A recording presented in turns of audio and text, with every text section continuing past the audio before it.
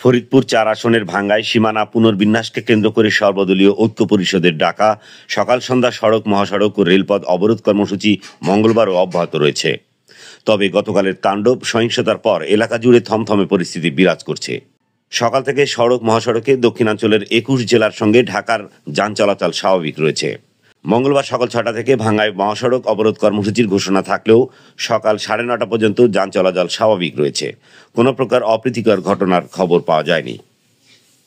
এদিকে দক্ষিণ পশ্চিমাঞ্চলের ২১ জেলার সঙ্গে পদ্মা সেতু হয়ে ঢাকার যান চলাচল স্বাভাবিক রাখতে মহাসড়কে অবরোধ কর্মসূচি প্রত্যাহার করে শান্তিপূর্ণ কর্মসূচি পালন করতে প্রশাসনের কঠোর নির্দেশনা রয়েছে।